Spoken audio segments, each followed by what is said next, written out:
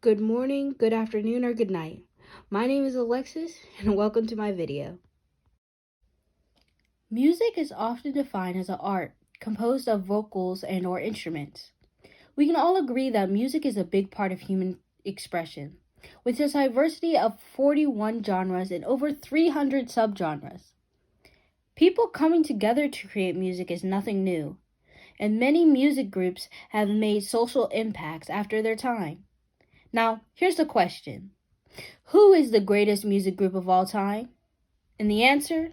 Gorillaz. Now, before you Google the Gorillaz and see the duo Damon Albarn and Jamie Hewlett, I'm talking about the four-member virtual band and the faces of the Gorillaz: 2D, Murdoch, Noodle, and Russell.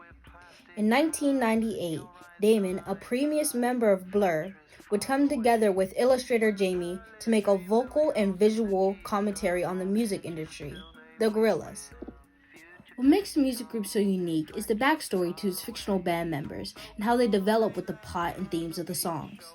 Now, before we get real deep into the plot, let me introduce a very colorful cast of the Gorillaz. Let's start off with Mr. Murdoch. As a kid, he was very troubling, always playing pranks and starting fights. His dad would force him to play at local clubs, so he vowed to become a musician that would take direction from no one. Fueled by his greed and his want for fame, Murdoch would make several deals with the devil. As he was part of some bands before, he eventually started hanging out with criminals and started his life of crime. When he crashed a stolen car straight into the front of a music store, he would hit and knock out the left eye of one blue-haired Stuart Potts. After being arrested, he would have 3,000 hours of community service and 10 hours a week taking care of Stuart.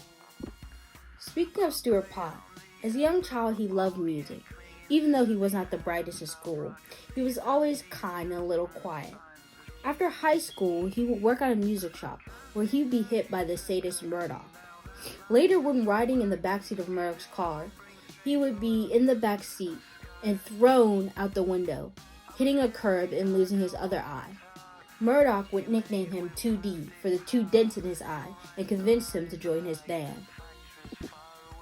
Next would be Russell Hobbs. At a young age, he was smart and polite, but he would get kicked out of his school and transferred to Brooklyn High School, where he would befriend hip-hop artists and musicians. One day, his friends would be killed in a drive-by shooting, where Russell would be the only one remaining and become the vessel for his friends' spirits. He would later move to the United Kingdom to try and escape the tragedy, but he would find himself working at a record shop. While helping a customer, he would be kidnapped by no other than Murdoch and forced to join the band. Last but not least, Noodle, the youngest of the Gorillaz. Later, we would see the plot unfold and find out that Noodle was part of an experiment to create super soldier children. When the experiment did not go so well, the doctor was ordered to kill all the children, but he couldn't bring himself to kill Noodle, so he shipped her to London. This is where she would arrive at Con Studios' door in a FedEx box and become the lead guitarist for the Gorillaz. Now let's get into the lore. Some of the albums are divided into stories called phases.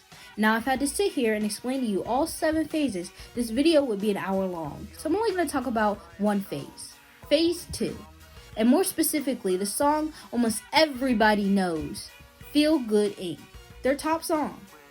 The theme of Phase 2, or the album of Demon Days, was global politics, environmental concerns, and the end of the world for context.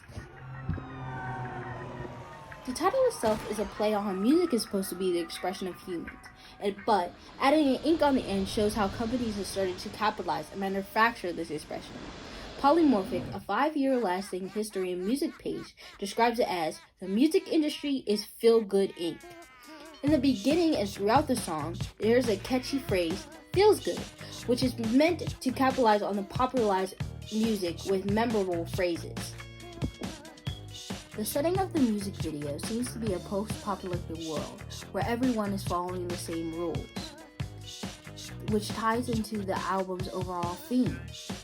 The windmill, both in the lyrics and the video, is supposed to represent freedom and the expression of music in relation to the early times, to remember that with revolution comes disconnect.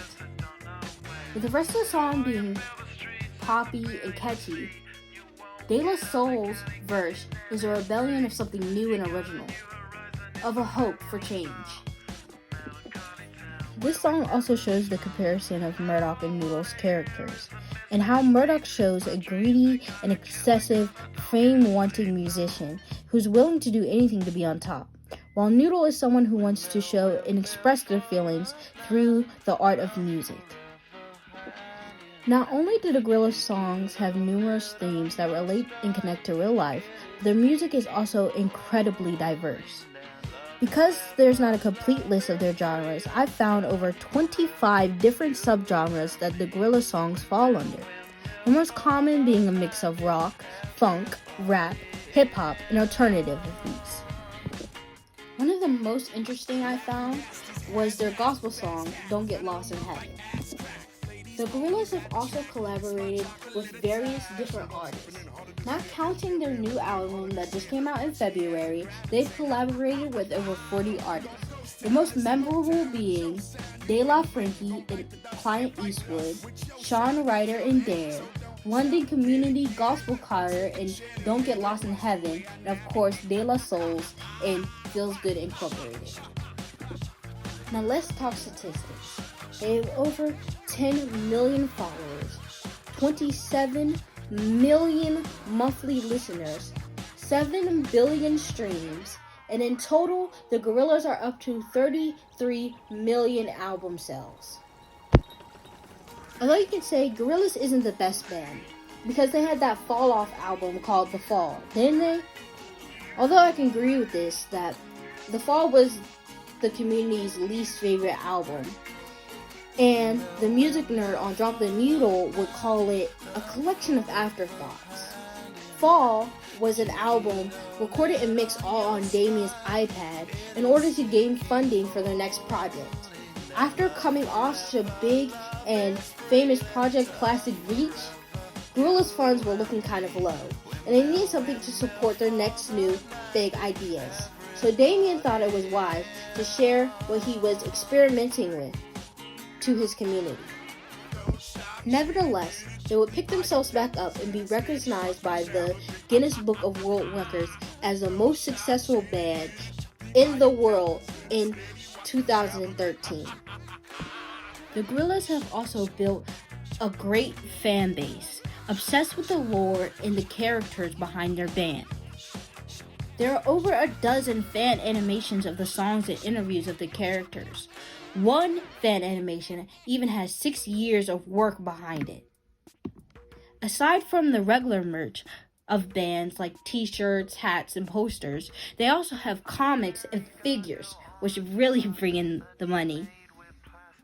Characters also interview outside of music videos. They have their own personalities and opinions and backstories. The Gorillaz are still relevant today because of their ability to create catchy hooks while still being poetic. And their collaboration with 7 different artists and genres shows their wide range. They have a great fan base that love, add, and support to the lore, and characters that construct a plot, theme, and story to their songs. In conclusion, the Gorillaz are the best band.